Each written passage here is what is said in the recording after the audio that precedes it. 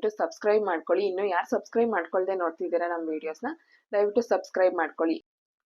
Hello friends, welcome back to my channel Lava lifestyle. ಎಲ್ಲರೂ ಹೇಗಿದ್ದೀರಾ? ಎಲ್ಲರೂ ಚೆನ್ನಾಗಿದ್ದೀರಾ ಅಂತ ಭಾವಿಸ್ತಾ ಬನ್ನಿ ಇವತ್ತಿನ ವಿಡಿಯೋ ಶುರು ಮಾಡೋಣ.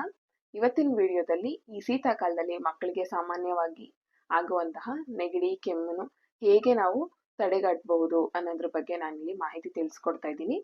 ಈಗ ಮಕ್ಕಳಿಗೆ ಆಲ್ರೆಡಿ ನೆಗಡಿ, ಕೆಮ್ಮು ಇದೆ ಅಂದರೆ ದಯವಿಟ್ಟು ಡಾಕ್ಟರ್ನ ಸಲಹೆಯನ್ನು ತಗೊಳ್ಳಿ.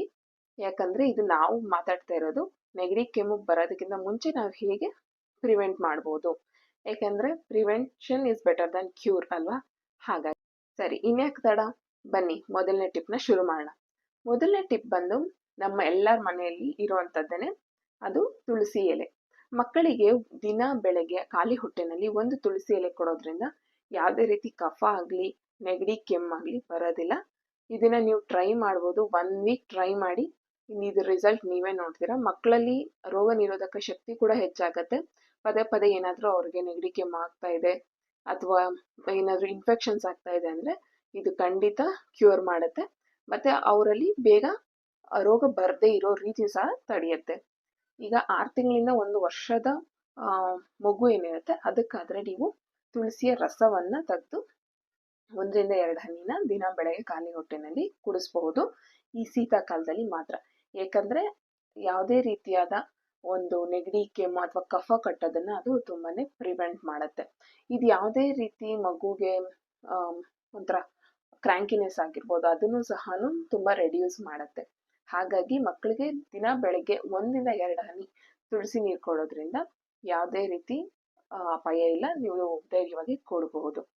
ಇನ್ನು 2ನೇ ಟಿಪ್, ಇವಾಗ ಈ 2ನೇ ಟಿಪ್ ಅಂದರೆ ನಮ್ಮ ಎಲ್ಲರ ಅಡುಗೆ ಮನೆಯಲ್ಲೇ ಇರುವಂಥದ್ದು, ಅದು ಮೆಂತ್ಯನ ಬಿಸಿ ನೀರಲ್ಲಿ ಹಾಕಿ ಅದನ್ನು ಕುದಿಸಿ ಸ್ವಲ್ಪ ಬೆಚ್ಚಗಾದ್ಮೇಲೆ ಮಕ್ಕಳಿಗೆ 1 ರಿಂದ 2 ಚಮಚ ಕೊಡ್ತಾ ಬಂದರೆ ಮಕ್ಕಳಲ್ಲಿ ಆಗುವಂತಹ ಕಫ ಇರ್ಬೋದು ಅಥವಾ ಮೈಲ್ಡಾಗಿ ಏನಾದರೂ ಇವಾಗ ಸ್ಟಾರ್ಟ್ ಆಗ್ತಾ ಇದೆ ನೆಗಡಿ, ಕೆಮ್ಮು ಮಕ್ಕಳಲ್ಲಿ ಅಂತ ನಿಮಗೆ ಅನಿಸಿದ ತಕ್ಷಣ ಮೆಂತ್ಯ ನೀರು ಮಾಡಿಕೊಡೋದ್ರಿಂದ ಮಕ್ಕಳಿಗೆ ಬೇಗನೆ ರಿಲೀಫ್ ಅನಿಸುತ್ತೆ. ಹಾಗೂ ಕೋಲ್ಡ್ ಆ್ಯಂಡ್ ಕಾಫಿಂದ ಬೇಗನೆ ರಿಲೀಸ್ ಆಗ್ತಾರೆ ಮಕ್ಕಳು. ಇದು ನಿಜವಾಗ್ಲೂ ತುಂಬ ಉಪಯುಕ್ತ ಈ ಮೆಂತ್ಯ ಅನ್ನೋದು. ಯಾಕಂದರೆ ಕಾನ್ಸ್ಟಿಪೇಷನ್ ಇದ್ರೂ ಸಹ ಮೆಂತ್ಯ ನೀರು ಅದನ್ನು ಮಕ್ಕಳಿಗೆ ಕಾನ್ಸ್ಟಿಪೇಷನ್ ಸಮಸ್ಯೆನ ಕೂಡ ದೂರ ಮಾಡುತ್ತೆ. ಇನ್ನು 3ನೇ ಟಿಪ್ಪಿಗೆ ಹೋಗೋಣ. ಈಗ 3ನೇ ಟಿಪ್ ಬಂದು 1 ವರ್ಷದ ಮೇಲ್ಪಟ್ಟ ಮಕ್ಕಳಿಗಾದರೆ ಈಗಾಗಲೇ ತಾಯಿ ಹಾಲನ್ನ ಬಿಟ್ಟು ಹಸು ಹಾಲು ಅಥವಾ ಯಾವುದಾದ್ರೂ ಬೇರೆ ರೀತಿಯ ಪೌಡರ್ ಹಾಲು ಏನಾದರೂ ಅಭ್ಯಾಸ ಮಾಡಿಸಿದ್ರೆ ಆ ಹಾಲಿಗೆ ಸ್ವಲ್ಪ ಅರಿಶಿಣ ಹಾಕಿ ಕೊಡಿ. ಇದು ದಿನ ಕೊಡಬಾರ್ದು, ನೀವು ವಾರದಲ್ಲಿ 2 ಸತಿ ಕೊಟ್ಟರೆ ಮಕ್ಕಳಿಗೆ ಸಾಕು.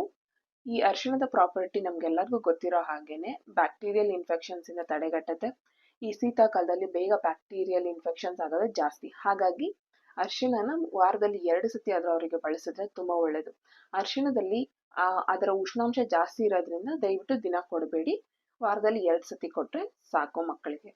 ಈಗ 1 ವರ್ಷದ ಒಳಗಡೆ ಇದ್ದರೆ 6 ತಿಂಗಳು ಮೇಲ್ಪಟ್ಟಿರೋ ಮಕ್ಕಳಿಗಾದರೆ 1 ಹನಿ ಜೇನುತುಪ್ಪಕ್ಕೆ ಚಿಟಿಕೆಯಷ್ಟು ಅರಿಶಿಣ ಪುಡಿನ ಸೇರಿಸಿ ಅವರಿಗೆ ಕೊಡಬಹುದು ವಾರಕ್ಕೆ 1 ಸತಿ. ಹೀಗಾಗಿ ಆ ಮಕ್ಕಳಲ್ಲಿ ಯಾವುದೇ ರೀತಿಯ ಒಂದು ಕೆಮ್ಮು, ನೆಗಡಿಯ ಸಮಸ್ಯೆ. ಇನ್ನು ಈಗ 4ನೇ ಟಿಪ್ಗೆ ಹೋಗೋಣ. 4ನೇ ಟಿಪ್ಪಲ್ಲಿ ಈಗ ಯಾವುದೇ ರೀತಿ ಮಕ್ಕಳು ತಿಂತಿಲ್ಲ ಅಥವಾ ಇದನ್ನು ಅವ್ರನ್ನು ಇಷ್ಟಪಡ್ತಿಲ್ಲ, ನಾವು ಹಿಂಸೆ ಮಾಡಿ ಮಕ್ಕಳಿಗೆ ಕೊಡೋದ್ರಲ್ಲೂ ಅರ್ಥ ಇರೋದಿಲ್ಲ. ಹಾಗಾಗಿ ಮಕ್ಕಳಿಗೆ ತಿನ್ನಿಸೋ ಬದಲು ಇದನ್ನು ನೀವು ಮಕ್ಕಳಿಗೆ ಎದೆಯ ಭಾಗಕ್ಕೆ ಹಾಗೂ ಕುತ್ತಿಗೆ ಭಾಗಕ್ಕೆ ಮಸಾಜ್ ಮಾಡ್ಬೋದು. ಏನು ಗೊತ್ತಾದು, ಇದು ಸಹ ನಮ್ಮ ಅಡುಗೆ ಮನೆಯಲ್ಲಿ ಸಿಗೋವಂಥದ್ದೇನೆ. ಹಿಂಗನ್ನ ಸ್ವಲ್ಪ ಬಿಸಿ ನೀರಲ್ಲಿ ಚೆನ್ನಾಗಿ ಕಲಸಿ ಸ್ವಲ್ಪ ಬೆಚ್ಚಗಾದ ನಂತರ ಮಕ್ಕಳ ಕುತ್ತಿಗೆ ಭಾಗಕ್ಕೆ ಹಾಗೂ ಎದೆಯ ಭಾಗಕ್ಕೆ ಮೆತ್ತಗೆ ಮಸಾಜ್ ಮಾಡಿ. ತುಂಬ ಫೋರ್ಸ್ ಹಾಕಬೇಡಿ, ಮೆತ್ತಗೆ ಮಸಾಜ್ ಮಾಡಿ. ಹಾಗೂ ಅವ್ರಿಗೆ ಆಲ್ರೆಡಿ ಏನಾದರೂ ಅನ್ನಿಸ್ತಿದೆ, ಸಿಂಪ್ಟಮ್ಸ್ ಈಗ ಆಲ್ರೆಡಿ ಬರೋ ಥರ ಅನ್ನಿಸ್ತಿದೆ, ಮಕ್ಕಳಿಗೆ ನೆಗಡಿ ಆಗ್ತಿದೆ ಅಂದರೆ ಅವರ ಹಣೆಗೂ ಸಹ ಸ್ವಲ್ಪ ಲೇಪನ ಮಾಡಿದ್ರೆ ತುಂಬ ಮಕ್ಕಳಿಗೆ ಬೇಗ ರಿಲೀಫ್ ಆಗುತ್ತೆ. ನೀವು ರಾತ್ರಿ ಹಚ್ಚಿ ಬೇಕಾದ್ರೆ 2 ಅವರ್ ಮಧ್ಯೆ ಅವ್ರು ಯಾವಾಗ ಎದ್ದೊಳ್ತಾರೆ ಆವಾಗ ಬೇಕಾದ್ರೆ ನೀವು ಒರೆಸ್ಬಿಡ್ಬೋದು. ಇದು ಮಕ್ಕಳಿಗೆ ಉಷ್ಣಾಂಶನ, ಬಾಡಿ ಟೆಂಪರೇಚರ್ನ ಒಂದು ಹದಕ್ಕೆ ಮಾಡುತ್ತೆ ಹಾಗೂ ಒಳಗಡೆ ಇರೋ ಕಫನ ಅದು ರಿಲೀಸ್ ಮಾಡೋಕ್ಕೆ ಹೆಲ್ಪ್ ಮಾಡುತ್ತೆ. ಇದು ನಿಮ್ಮ ಮಕ್ಕಳಿಗೆ ಆಲ್ರೆಡಿ ಏನಾದರೂ ಕೋಲ್ಡ್ ಅಥವಾ ಕಾಫ್ ಬರೋ ಸಿಂಪ್ಟಮ್ಸ್ ಇದೆ ಅಂದಾಗ ಇದನ್ನು ನೀವು ಯೂಸ್ ಮಾಡಿ ನೋಡಿ, ಹಾಗೂ ನೀವೇ ಹೇಳ್ತೀರಾ ಕಮೆಂಟ್ ಮಾಡಿ ಥ್ಯಾಂಕ್ಸ್ ಅಂತ. ಇನ್ನು 5ನೇ ಟಿಪ್ ಸಹ ನಮ್ಮ ಮನೆ ಮದ್ದಲ್ಲಿ ನಮ್ಮ ಅಡುಗೆ ಮನೇಲಿ ಸಿಗೋವಂಥದ್ದೇನೆ ಅದೇ ಜೀರಿಗೆ.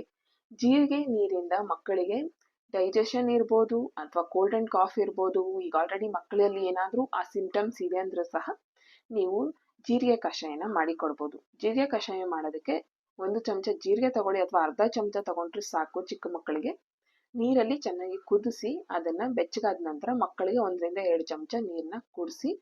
ಇದರಿಂದ ಮಕ್ಕಳಿಗೆ ಬೇಗ ಕಾನ್ಸ್ಟಿಪೇಷನ್ ಆಗಿರ್ಬೋದು ಅಥವಾ ಗ್ಯಾಸ್ಟ್ರಿಕ್ ಆಗಿರ್ಬೋದು, ಕೋಲ್ಡ್ ಆ್ಯಂಡ್ ಕಾಫ್ ಆಗಿರ್ಬೋದು, ಇದೆಲ್ಲದಕ್ಕೂ ಜೀರಿಗೆ ನೀರು ಅಥವಾ ಜೀರಿಗೆ ಕಷಾಯ ತುಂಬ ಯೂಸ್ಫುಲ್ ಆಗುತ್ತೆ. ದಯವಿಟ್ಟು ಸಬ್ಸ್ಕ್ರೈಬ್ ಮಾಡ್ಕೊಳ್ಳಿ. ಇನ್ನೂ ಯಾರು ಸಬ್ಸ್ಕ್ರೈಬ್ ಮಾಡ್ಕೊಳ್ದೆ ನೋಡ್ತಿದ್ದೀರಾ ನಮ್ಮ ವೀಡಿಯೋಸ್ನ, ದಯವಿಟ್ಟು ಸಬ್ಸ್ಕ್ರೈಬ್ ಮಾಡ್ಕೊಳ್ಳಿ. ನೋಡೋದ್ರಲ್ಲ ಫ್ರೆಂಡ್ಸ್, ಇದಾಗಿತ್ತು 5 ಟಿಪ್ಸ್. ಈ 5 ಟಿಪ್ಪಲ್ಲಿ ಯಾವ ಟಿಪ್ ಆದರೂ ನಿಮ್ಮ ಮಗುಗೆ ವರ್ಕ್ ಆಗ್ಬೋದು. ಯಾಕಂದರೆ ಪ್ರತಿ ಮಕ್ಕಳು ಡಿಫ್ರೆಂಟ್ ಆಗಿರೋದ್ರಿಂದ ತಾಯಂದಿರಿಗೆ ಗೊತ್ತಿರುತ್ತೆ ನಮ್ಮ ಮಗುಗೆ ಇದು ಸೂಕ್ತ ಅಲ್ಲ ಅನ್ನೋದು. ಸೊ ಹಾಗಾಗಿ ನಾನು 5 ಬೇರೆ ರೀತಿಯ ಮನೆ ಮದ್ದನ್ನು ತಿಳಿಸ್ಕೊಟ್ಟಿದ್ದೀನಿ. ನಿಮ್ಮ ಮಗುಗೆ ಯಾವುದು ಸೂಕ್ತ ಇದೆ ಅದನ್ನು ನೋಡಿಕೊಂಡು ದಯವಿಟ್ಟು ಬಳಸಿ. ಈ ಶೀತಾಕಾಲದಲ್ಲಿ ಆರೋಗ್ಯನ ಕಾಪಾಡ್ಕೊಳ್ಳೋದು ತುಂಬ ಹೆಚ್ಚಿನ ಜವಾಬ್ದಾರಿ. ಹಾಗಾಗಿ ಮಕ್ಕಳ ಆರೋಗ್ಯನ ಕಾಪಾಡ್ಕೊಳ್ಳಿ ಅಂತ ಹೇಳ್ತಾ, ಇನ್ನೂ ಯಾರು ನಮ್ಮ ಚಾನಲ್ನ ಸಬ್ಸ್ಕ್ರೈಬ್ ಮಾಡ್ಕೊಳ್ದೆ ನೋಡ್ತಿದ್ದೀರಾ ದಯವಿಟ್ಟು ಸಬ್ಸ್ಕ್ರೈಬ್ ಮಾಡ್ಕೊಳ್ಳಿ. ಹಾಗೂ ಕಮೆಂಟ್ ಮೂಲಕ ತಿಳಿಸಿ ಈ ಟಿಪ್ಪಲ್ಲಿ ಯಾವ ಟಿಪ್ಸ್ ನಿಮಗೆ ತುಂಬ ಯೂಸ್ಫುಲ್ ಆಯಿತು ಮಕ್ಕಳ ಆರೋಗ್ಯನ ನೀವು ಕಾಪಾಡ್ಕೊಳ್ಳೋದಕ್ಕೆ ಅಂತ. ನೀವು ಕಮೆಂಟ್ ಸೆಕ್ಷನಲ್ಲಿ ನಮಗೆ ತಿಳಿಸಿದ್ರೆ ನಮಗಿನ್ನೂ ಹೆಚ್ಚೆಚ್ಚು ವಿಡಿಯೋ ಮಾಡೋದಕ್ಕೆ ಇನ್ಸ್ಪಿರೇಷನ್ ಆಗುತ್ತೆ. ಇಷ್ಟನ್ನು ಹೇಳ್ತಾ ಇಲ್ಲಿ ತನಕ ನಮ್ಮ ವಿಡಿಯೋನ ನೋಡೋದಕ್ಕೆ ತುಂಬ ಧನ್ಯವಾದಗಳು. Thank you for watching. See you in the next blog friends. Bye.